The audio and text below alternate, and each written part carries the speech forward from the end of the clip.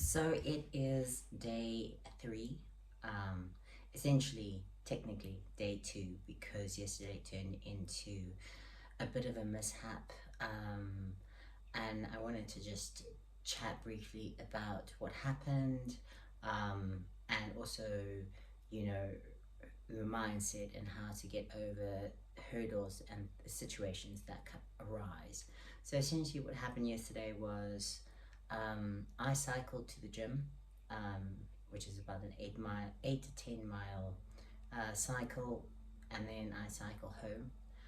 So that's kind of like my only cardio at this point in time. I'm not doing any additional cardio, just cycling to the gym and from the gym.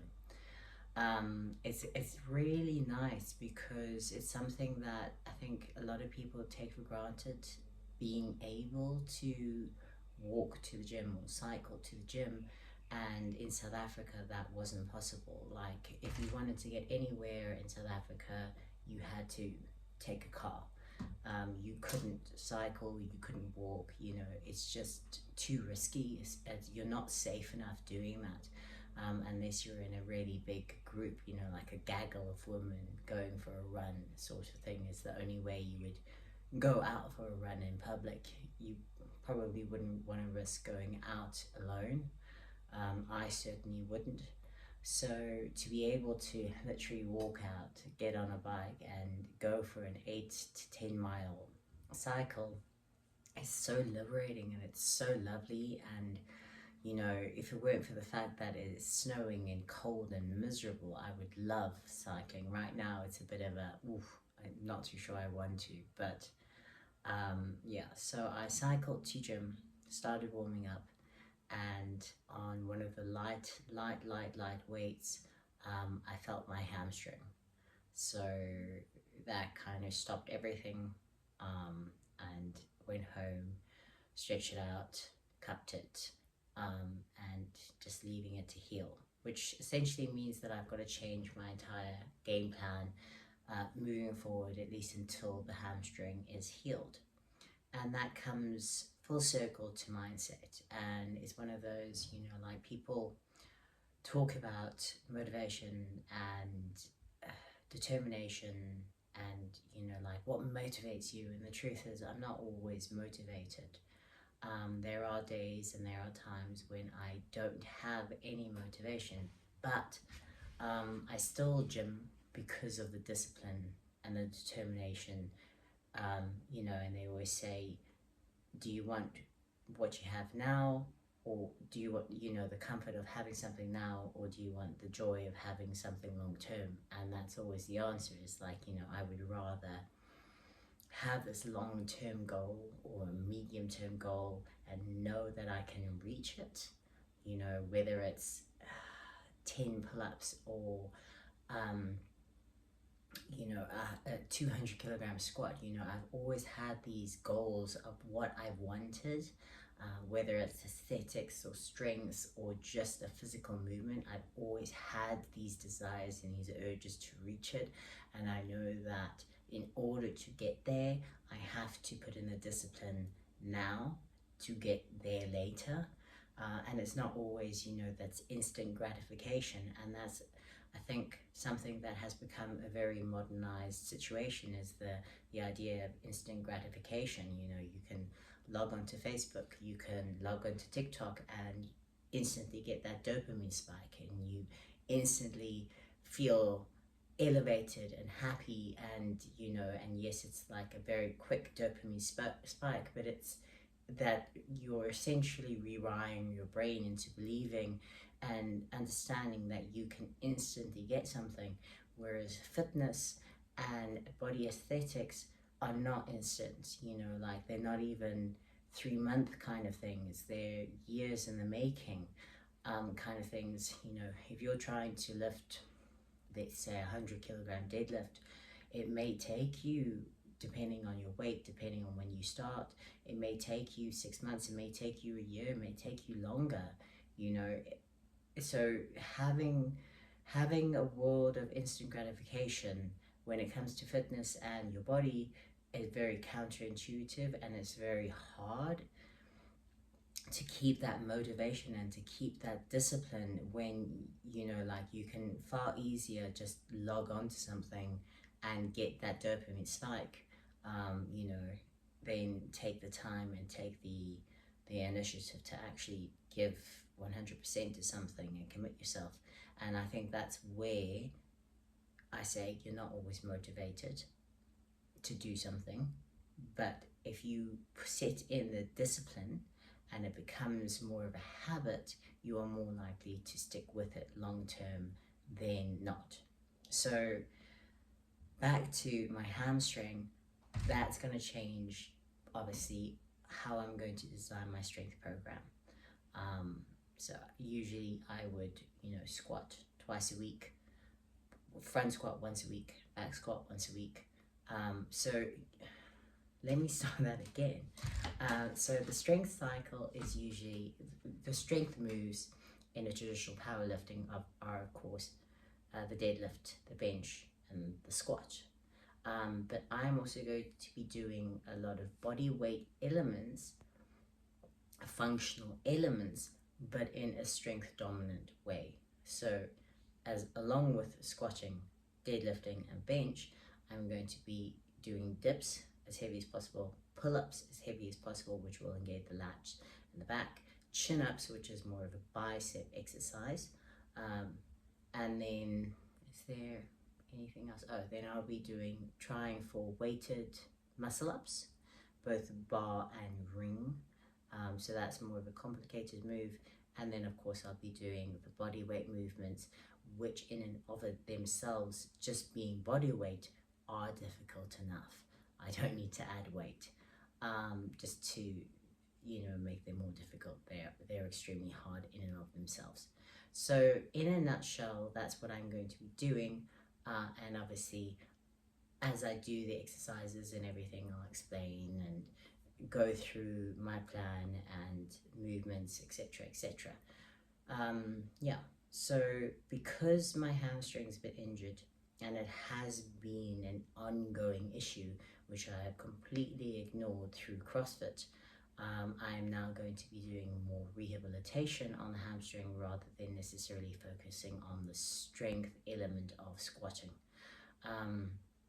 So I might be reprogramming some of the elements and the movements just to help with the strength of the hamstring, rather than the strength in terms of just actually being able to use the hamstring and engage the hamstring correctly, then necessarily being to go super freaking heavy with a squat. You know, yes, I want to get there, but in order to get that squat back to where it once was before my hamstring tear and my meniscus knee injury, and now this hamstring issue, I need to rehabilitate it properly, because I know it's been a lingering issue which I have ignored and pushed to the side, and you should never do that, and I tell people never to do that, and I've done it myself. So I will be spending a lot more time on rehabilitating the hamstring rather than just necessarily working on the strength of squatting.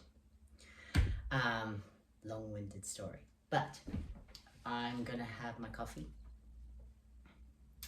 Mike. So that's like 40 milligrams of, no, is it milligrams, grams? I think it's milligrams of caffeine, and then I also have a caffeine tablet.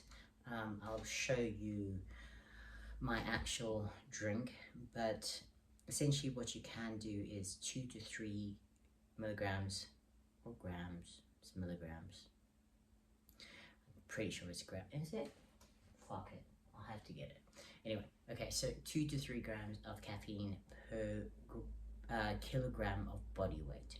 So if I'm weighing 65 kilograms times 3, so that's 6, 12, 18, 180 to 2, I'd say 200 milligrams of caffeine. So with a caffeine tablet and this coffee, I'm slightly over my caffeine recommendation for performances. But fuck it. Caffeine is really good for increasing performance whilst you're training, and it's recommended to do 20 to 30 minutes before you start training. Obviously, I do cycle to gym. I'm not going to be cycling today because of hamstrings, so I'm training at home. But usually I would have the fat burner before I leave gym, which is 100 milligrams of caffeine. And then at gym, I would have caffeine again. Because obviously the cycle is about 30 to 40 minutes just getting to the gym. So by the time I've gotten to the gym, the caffeine's already started to kick in, and then I'll have the remainder at gym. Yeah, so that's caffeine in a nutshell. I'll probably reiterate some of it later on. And then breakfast is, this is surprisingly high in protein. It's a double serving meal. It is about 56 grams of protein. I usually try to have between 25 and 30 grams of protein per meal. This is 2 whole eggs, 50 grams of egg white powder, 2 bananas, 50 grams of oats. I used to have raisins, 50 grams of raisins, but I've cut the raisins because obviously I am cutting. Yeah, mixed together, stuck in the oven and baked. So that is my meal, pre-gym meal. I am very boring. I eat the same thing every single day. Every single day. And I know people go, oh, I like variety. I'm not one of those people. I like to eat the same thing every single day. So the chances are every single time I chat with you before gym, I will be eating this meal. Yes, so I will join you back in the gym once I've eaten my food, and we can go through some of the exercises that I will be doing today, since I will not be squatting. See you soon. So welcome to my little home gym. It is really small. I'll give you a tour. So that is pretty much it. It's got a bench, got a squat rack. Squat rack doubles as a pull-up bar, and then I've got some parallettes, bike, which obviously is not a stationary bike. The other bike, again, not a stationary bike, and that's pretty much it. But small, compact, and does the job that I need to do, which is basic body weight training and some weighted training. Obviously I also go to the gym most of the time, but when it's miserable and I've hurt my hamstring right now, it will have to do. So I'm probably not going to cover everything today. Today is push-pull day, and I'm going to essentially do some bench press and then some pull-ups, but I think I'll just focus on the bench press today. You know, the thing is, I came from body weight exercises, so I feel like a lot of people underestimate body weight exercises, and they're not as cool and, you know, epic as, yeah, I can bench like 200 or 400 kilograms kind of thing, you know, and that sounds impressive, but can you do a push-up? And I know that sounds so like, oh, well, it's just a push-up. But that's where I started, and I mean, I got so much excitement when I got my first push-up, and then progressed from a push-up, you know, on my knees to my feet, you know, and from the bench to the floor, and then doing a decline push-up, and then doing a pike push-up, and then doing a parallel push-up, and then doing a planche push-up. And these are all progressions that people don't you know, like fully understand how hard they can be. A weighted push-up, you know, like a tempo push-up. These are all variations that you can implement at home, and in my books actually become a lot harder than just a bench press. So even though I still bench press, I still do a lot of push-ups in my programming because I love them, and I love pushing my body in the dynamics, because you cannot cheat a body weight movement. I suppose you can use momentum and whatnot, but there's less inclination to hurt yourself, because if your body just physically cannot do it, there is less chance of you injuring yourself. You can also train at home, which is, you know, what I love. I love to be able to just walk out into my gym, my little garage, and train. And I can often push myself a lot harder and get a lot of the results that I do physically and aesthetically through bodyweight training than just, you know, going to the gym and moving some heavy ass weights, especially when you start moving those heavy ass weights incorrectly and you don't have that muscle mind connection that you may necessarily have if you started bodyweight. But I digress. So I'm benching today. I'm going to show you the form that I used for a bench, which is more of a powerlifter's form, which engages not just the pecs, but the lats and the triceps, as well as secondary muscles, as well as the legs, i.e. making it more of a compound movement than just your pecs. Obviously I'm going for the amount that I can move in necessarily just bodybuilding movement. So yeah, I'm gonna warm up, and the first week of the strength program, so it is 5 of 5. So I'll do 5 reps for 5 sets on my bench, and then I'll do 5 reps for 5 sets on my pull-ups. But as I said, depending on time, I might not cover the pull-ups because this video is probably going to get long ass in depth if I did. So pull-ups will probably be next week. There's a truck making huge amounts of noise. So I'm just going to warm up for this one, and then I'll cover technique in the next one.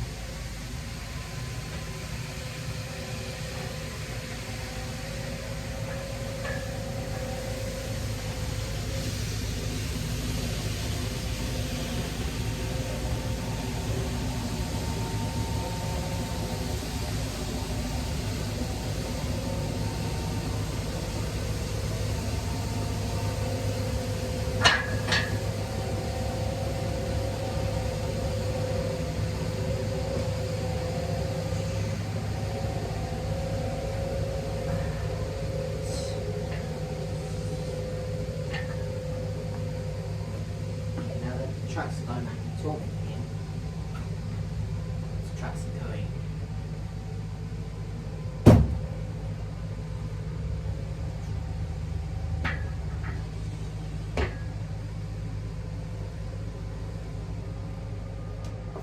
Okay, so first things first with your bench. You want to set up, I like to set up my feet first. So you drive through your feet, okay? Your bump needs to stay on the bench, but you do push through your feet. And this becomes, it's hard to learn this in the beginning, so you don't necessarily need to focus on the leg drive, but you do want to make sure that your feet are planted flat. I do that by pointing my toes quite a bit out in order to be able to drive through my feet. Why is it still?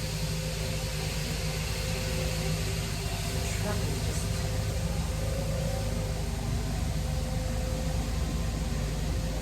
taking forever.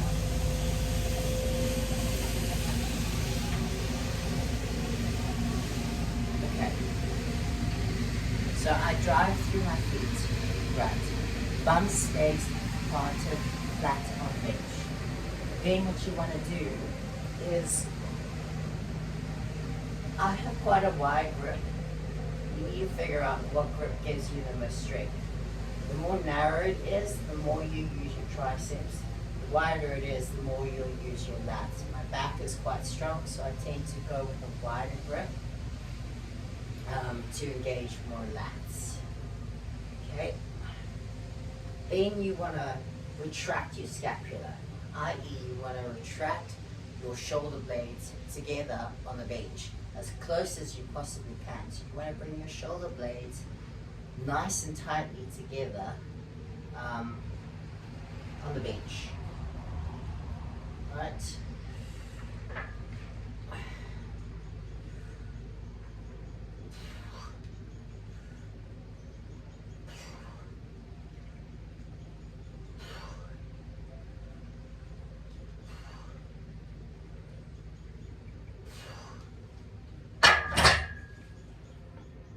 So I'm doing 5-5, which means every single working set leading up to the 5 working sets, I like to do 5 reps.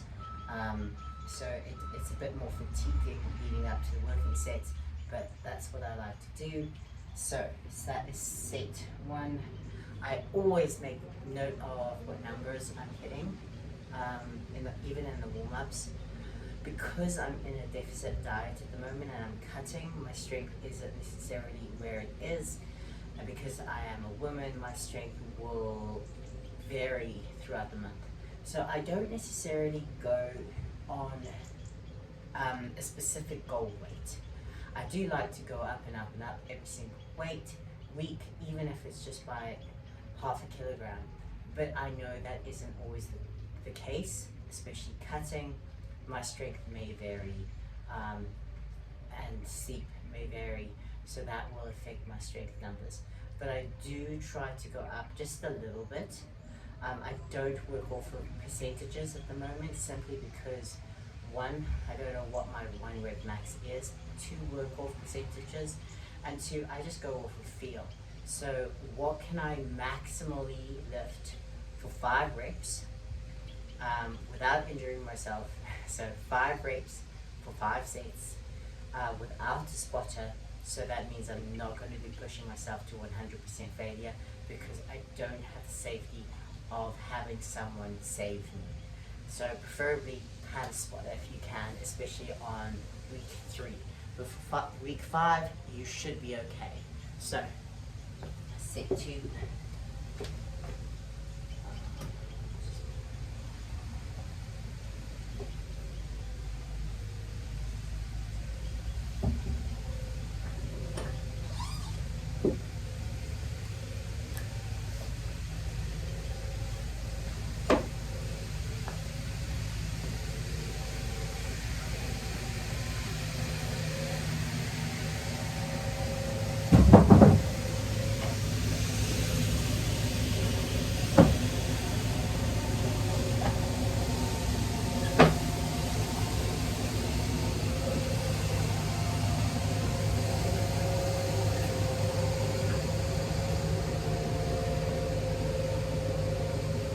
Ooh, okay, another thing. I have my juicy juice. This video is going to be really long. So I have a juicy juice, which is, okay, like the Pullman's cocktail of an ECAA. Preferably, just get an ECAA, because that's essential amino acids. So you're getting some leucine and to help with protein synthesis and recovery. I would actually recommend just getting some ECAs and putting in some water. So what you would do is you put your ECAs in the water with, okay, now it gets important, with 3 grams of salt, because strength is really important for strength. Sorry, salt is really important for strength and will help with your heavy lifting. It will also help if you're sweating a lot. Obviously, I'm absolutely freezing cold right now. This truck is driving me absolutely bonkers.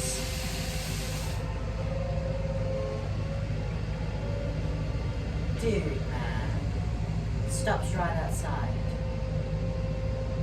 Okay, I hope you can hear me over this. So, this has ECAAs, okay, and it has 3 grams of salt. Don't overdo the salt, because then you'll need the poop. You will literally give yourself diarrhea if you overdo salt. So 3 grams of salt, 2 to 3 grams of salt, helps with strength, helps if you are sweating a lot, because it will help with recovery of electrolytes. Because when you sweat, you don't just sweat out water. You sweat out electrolytes. So you're sweating out salt. You're sweating out electrolytes, potassium, sodium. You may end up cramping, and you don't want to cramp. So use salt. Salt is not an enemy. You know, like the people who believe in salt-free diets, I am not a fan of. Personally, I believe in salt. Salt's your friend. Obviously, don't overdo it. Do it because you're going to get diarrhea, as I said. But 3 grams of salt. Then I put in 100 to 200 milligrams of caffeine. I just buy pure caffeine tablets rather than a pre-workout. I just get some caffeine tablets. Again, don't overdo the caffeine. It can be dangerous. But as I mentioned earlier, 2 to 3 grams of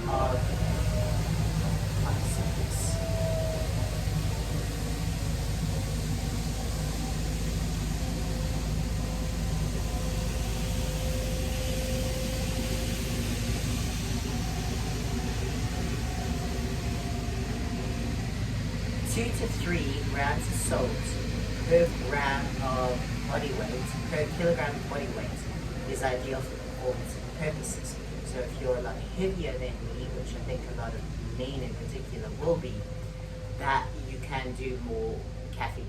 Okay, I stick to 300 milligrams of caffeine as a maximum, but obviously depends on body weight. But I put in 100 to 200 grams, fuck it, I don't know which one, of caffeine in my water, and I sip it as I train. I'm also cycling home generally after this, so that caffeine later in does help me. If you're training in the evening, do not put the caffeine in, because I don't want you fucking with your sleep, and I will cover sleep in another program. Okay, but set number 2, this is now, what is this? This is 75 kilograms for set 2, 5 reps. Okay, and of course you can chalk your hands.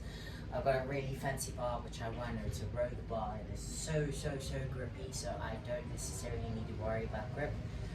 So I don't chalk my hands, but chalk is your friend as well. You don't want to be worried about slipping on the bar.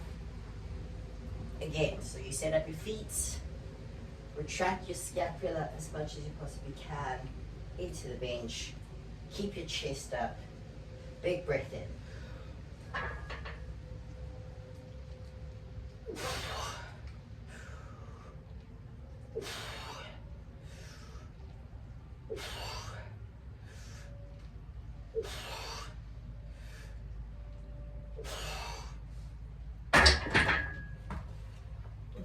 I hope you could count, because I stop managing to count as it gets heavier. But I hope that was 5. Okay. So, the goal weight for me today, bench, is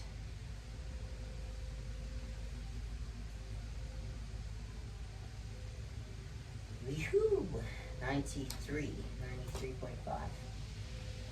Okay, so that's 75, 85, 90. 90.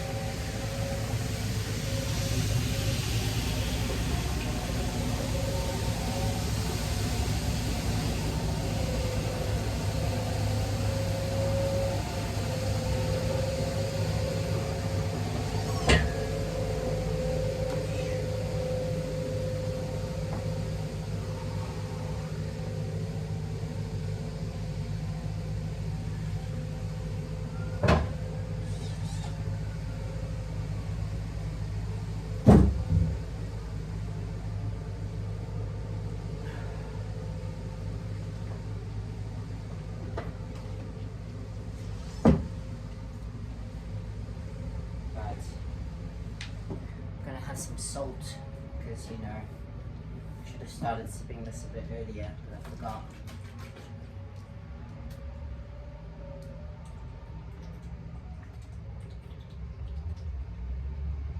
Okay. So this is 90 for 5. With strength, rest as long as you need to. With the 5 of 5, we won't need to rest as long as when we get dropping down in numbers, but for now, you know, rest as you need to.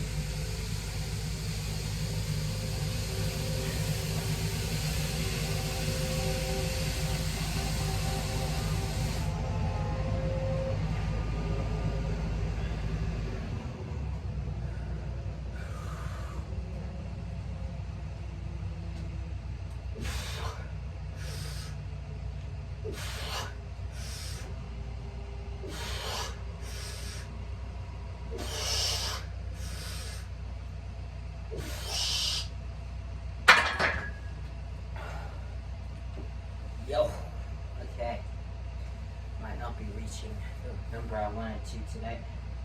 It's feeling a bit heavy.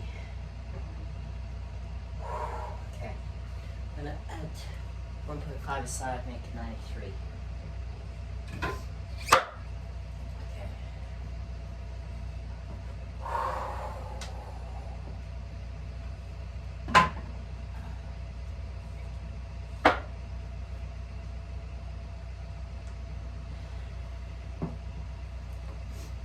Always write everything down. I do recommend it if you can, simply because I forget how many sets I've done, especially when I'm doing something like 5 of 5, and also because I want to be able to look back and see what I was hitting and what I'm going to be hitting. Okay, so because it's a new strength cycle, so it's bench, 5 bench, and I did 50, 75, 90.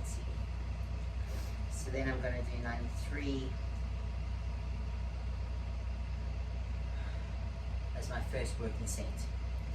So I'll either stay on 93 for all 5 sets, or I'll put on maybe a kilogram or so. But I'll see.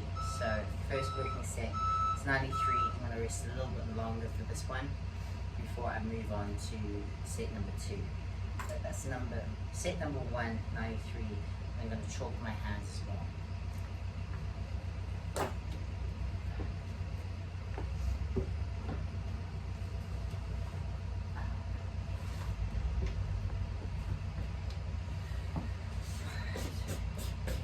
So you can either use liquid chalk,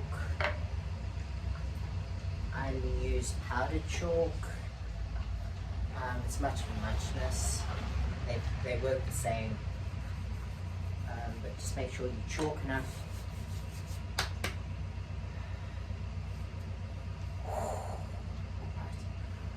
So 93, 5 reps. So remember, drive through your feet, keep your bum on the bench, track your scapulars, and remember to breathe. Okay, so this is my personal preference, I like to hold my breath, and then bar comes onto my chest, and as I'm about halfway up, driving it back to starting position, that's when I breathe out. And that just helps drive the momentum to get the bar back to the top. Some people, I know they say they don't like to do that because it causes you to relax. Oh, for fuck's sakes. So when you relax, you're more inclined to fold in, and that stops the form and stops you from being able to drive properly. I'm just gonna watch this truck.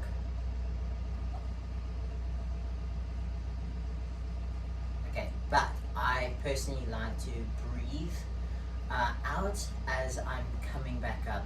So it's when, again, there is no specific rule go with the one that you feel the best and the most powerful with. Stick with it. You know, like there is no rule, there is no right and wrong. There is what you feel confident and comfortable with. Go with it.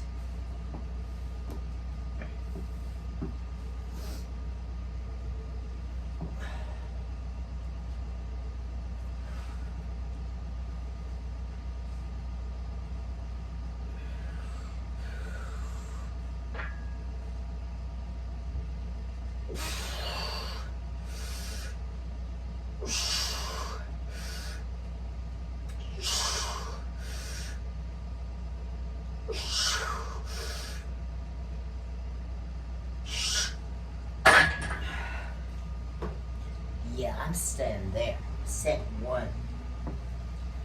Okay, 4 more sets.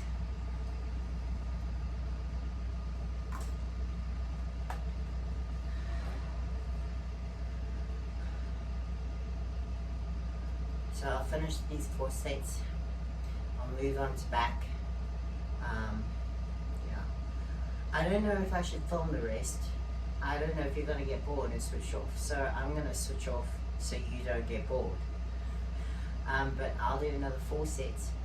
Then I'll move on to my pull-ups.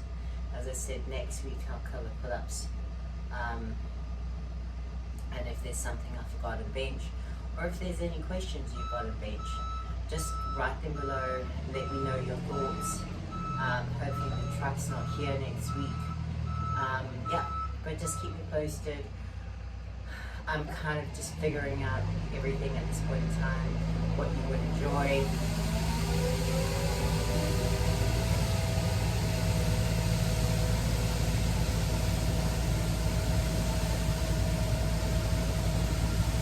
But I'll catch you again, hopefully tomorrow. No issues. Promise I won't injure myself anymore. And I'll catch you on the flip side. Enjoy the rest of your day. You are amazing. And this is now Squiffies. Okay, so just a few things that I wanted to reiterate about the bench. Okay, so it is compound movement, which means it uses every single muscle in your body to move the weight. So you're driving through your feet, okay? Your core's engaged. And what I mentioned about where your hand placement is, okay, so the narrower it is, the more you engage your triceps, the wider it is, you more engage your lats. So what I would suggest is try to figure out how much lat engagement, how much lat strength you actually have. And a nice way to do this is, okay, so go where you would hold your bench, okay? Now try to engage your lats, okay? And you can, if you can feel your lat engagement, bring the bar down, the imaginary bar, okay? And then try pushing your hands back using your lats, okay? So you're there and driving the bar back with your lats. And you should feel the propulsion of your lats engaging and helping to move your hands back. And that's the feeling that you want when you're benching, is the lat engagement and the drive through your lats to get the bar back up, okay? And it's not necessarily about your bench, because when you're benching the bar, well, it's not necessarily about your pec strength, okay? Because your pecs are actually quite small. When you compare your pecs, the size of your pecs, to the size of your lats and your back, which one's bigger? Your back. So your back strength is actually more important with the bench than you would normally think about. So, for fuck's sakes, everyone's just making a shitload of noise today.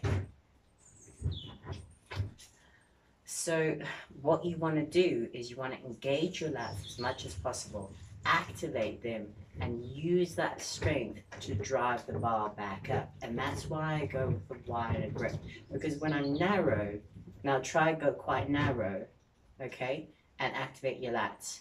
It's far harder for me to activate my lats and drive the bar up with a narrow grip. So I go wide in order to use the strength of my back within the bench press, okay? That's why it's a compound movement, because even though people think pecs and bench, that's not necessarily true because you're driving the bar to your sternum, therefore using your triceps and your lats to engage and drive the bar up than just your pecs. If you're doing a bodybuilding type bench, then I would suggest completely changing your movement and focusing on pecs. And that's where you can do incline and decline and narrow grip and kind of focus on the pecs. But because I'm doing a bodybuilding type bench press, I want to engage every single muscle to get that bar up. And so it's not just about my pec engagements, it's about my lat engagement, my tricep engagement, my core engagement, my leg drive to get that bar up. So it's counterintuitive for a bodybuilding sense because you're not just actively focusing on your bench. And that's why I do a lot of body weight movement in conjunction with the powerlifting movement, because I feel like with body weight movements and isolation movements and slow tempo kind of movements, I can really isolate every single muscle and strengthen every single muscle. But when it comes to overall powerlifting movements, I'm engaging everything and I'm using everything to move that weight than just one muscle group, which would be pec and bench press. It's a compound movement, so I use everything. And again, this is just my personal interpretation and my personal experience with bench, but that's how I find I move the best weight. So use what you feel works for your bench and what you can hone to maximize your goals. If your goals are purely aesthetics, I would say disregard like 90% of what I've been talking about today, because it isn't necessarily going to help you with the aesthetics of getting a pretty pecs. It will help a little bit, but you've got to do the pec flies and the incline bench and dumbbells and etc, not just bench press in order to get pecs. Powerlifting, like the main thing that you need to do is bench, and the strength comes from not just your pecs but your triceps, your lats, etc. So take what you want, what you feel is necessary, disregard the rest, and hopefully it helps you in whatever your goal is. Anyway, I've got one set left and then I'm almost done.